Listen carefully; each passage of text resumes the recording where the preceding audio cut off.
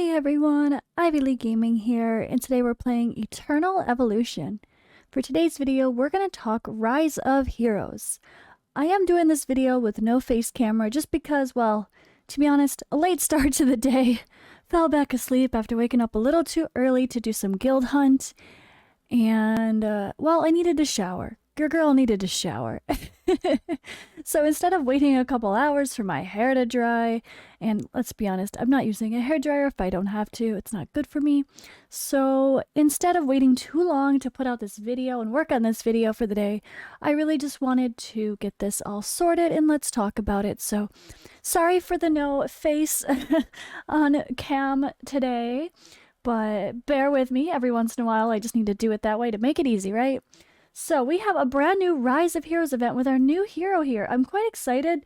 I always love these events because it's such an easy way to get a free champion. So we have our hunter here, old John. He has a knockback in his kit. Seems interesting. Definitely look forward to testing him out. But we're going to go ahead and I'm going to go through, do my normal and my hard battles, and then I'm going to check back in with you guys to talk about the boss. Alright, and we are back. So I got through and I did do the other scrolling stages, so that's good. Actually, while we're here, this is a good place to talk about it. So once you've gotten through and you've done everything, every single day you're going to want to use as many tickets as possible. You never want to sit on these and waste even a single day. It's so important to see how much of a difference it can make. Like, you can get so many copies of the champion, plus there's gene hybrids and summoning tickets and runes for weapon upgrades. You definitely don't want to miss anything because these tickets translate into sweeping. Those sweeping translate into doing more boss battles, which again gets you the raffles for the rewards. So once you come in every day, you're going to want to go ahead, always purchase these. It's 100% worth it. Then you're going to want to start on the hard stages, and you're going to want to sweep as many as you can. Of course, I just did one battle today of everything because, well, we had to get it unlocked. So I only have 2 to sweep today, but you want to sweep all of them. They do regenerate over time, so if you do it about the same time every day, you'll always be pretty full. But just think if you do it really late at night, and then you do it the next morning, you might not have quite as many. But I have never been too capped out for too long. It didn't seem like it anyway. And then once you've done all of these hard sweeps, you might be like, oh, that's all I could do. Nope.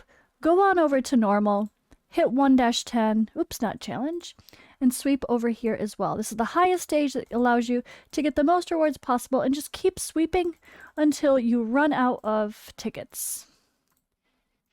Keep sweeping until there is no more left. Okay, daily reached, we're good. So we have no more tickets left that were generated up here at the top. So now we're going to go in and do our bosses. So on my free-to-play, the very first time I got this, I was only like 4 days in when I got the Rise of Heroes last time. This is my main account right now, though, just so I'm noting. But I even got on the free-to-play to like the hard stages, like 1-4 or 1-5. I couldn't do 1-5 right away. Like, it took me a couple days of adjusting. But within like 1 week of gameplay, I was able to do all of this. And when it came to the boss stages, I was only able to do normal for the beginning and then a little bit of hard. So what I ended up doing was just saving all of these tickets. If you're early on and you can't do hell or you can't do purgatory, don't do this. Hold them toward the end because you can just sweep all at one time if you know you're going to improve your account. Now, if you're pretty set and you're just super frustrated with Purgatory, you feel like you're a ways off, you can probably go ahead and just keep sweeping the hell boss. This is what we had before, and honestly, the rewards are fine for the hell boss. It's really not that bad in comparison. But we'll do the first one here together, and I'll take a look at the skills. But this is a very specific boss, just like, as you can guess, like Turbine and the others.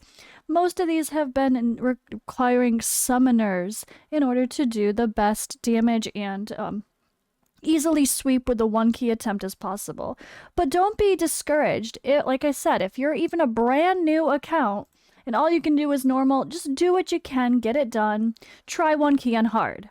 Just by trying one key on hard, you unlock hell.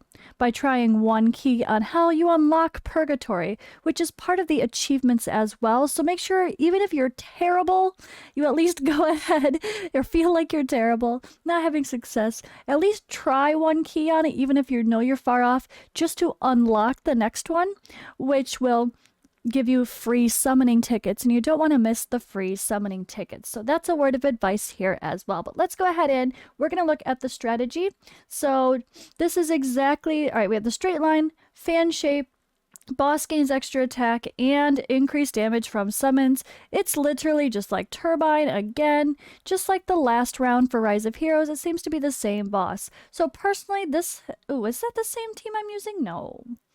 This has not been the same team I'm using. I was using Sorvali in here as a healer. Oh, that's Boda. You are not Sorvali. I just went through and cleared a bunch of stuff with a little bit of a different setup. I have, let's see. I think I did have to change. So like you can see I'm using the +2 ultimate for him, or do I want to use the one for Daniel? I think I'm going to use the one for Daniel. I don't know if this team's actually going to beat it.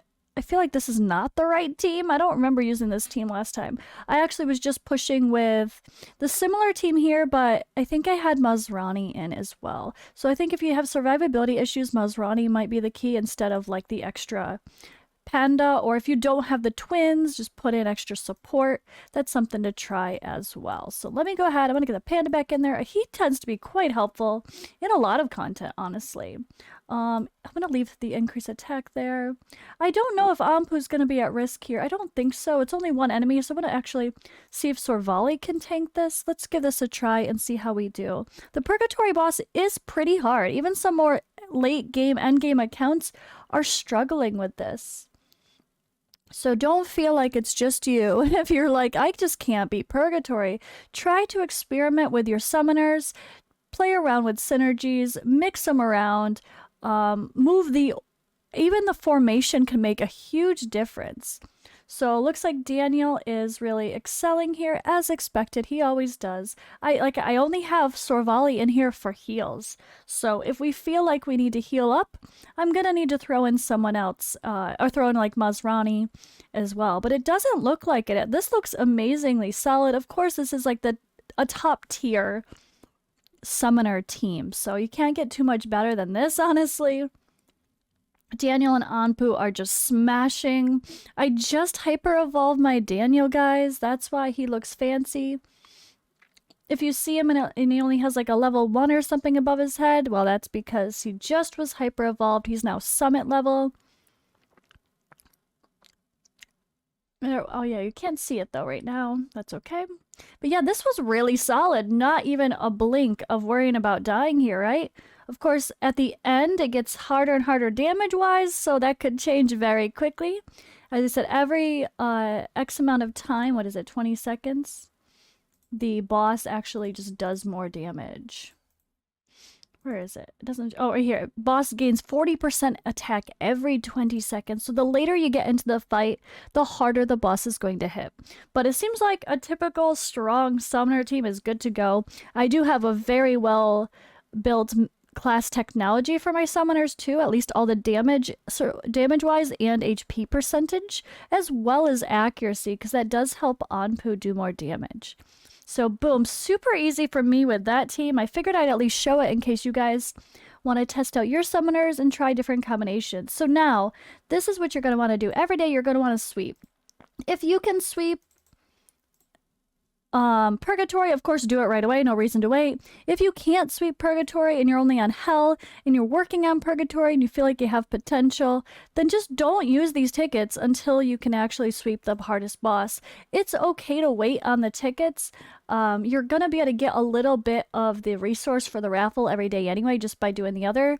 Not as much, of course, but still enough to do your dailies. Just do enough to do your daily achievements, pretty much. And look at that. We just got 12 summons. Like, this is such a generous event. So defeating extra bosses on these certain difficulties will help get you more rewards, and just unlocking the bosses get you free rewards. Daily here, just doing a raffle once a day is all you need to do the dailies and take advantage of that as well. So we're gonna go ahead. I just go right ahead and always summon 10. It's really not a big deal if you feel like you wasted a couple after hitting the max rewards. So what I'm looking for here is I'm trying to get the shards of our hero and get all of the limited tickets. So when this gets later in stages, this will be shards for gene hybrids. And when it gets to that point, same thing. I wait till I have all of the shards from gene hybrids before I move on to the next round. So let's see if I can make that happen now so I can give another example. I know I've kind of made this video before per se, but I try to make this type of video every time we have a new Rise of Heroes event, as it does help new players. Or it could help old players realize, oops, I didn't even think of that. So here we go. We got him, right? The game tries to get you to move on. Let's see. Okay, so this has 0 out of 5. This is 0 out of 1. I'm good. I will move on. Let's reset the prize pool and go on to the next. But I wouldn't have done that if I got him early. Let's see if we get him early. For an example, boom, I got him early. And we still have 3 out of 5. So nope, I'm not done with this one yet.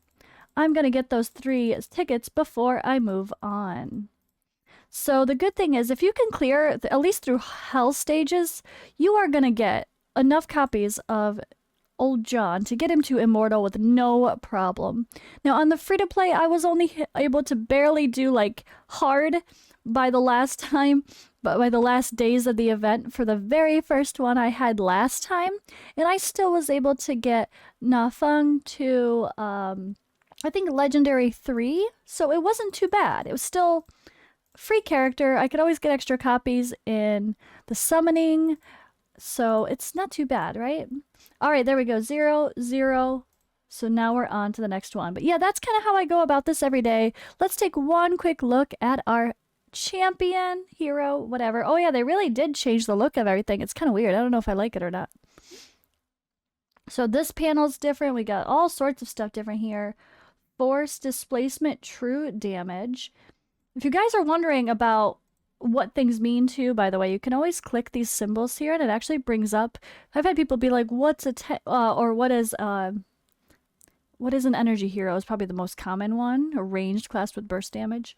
But yeah, anyway, so let's take a quick look. Exclusive. Enhances the duration of his smoke bomb, recovers energy. Ooh. Okay. So his ultimate, full concentration, fires 3 shotgun rounds in the target direction. The first shot hits each target and inflicts 320% damage. And then gains full concentration, replacing every basic attack with a heavy round. User throws a smoke bomb, inflicting damage to enemies within. Blah, caught in the smoke, lose speed. Ooh, interesting. So we have a decreased speed debuff to our enemies. I like that. So this is what this is. This is one target then, but I'm assuming if you kill someone, maybe this sounds like a single target. Will it go to other targets as well? Maybe.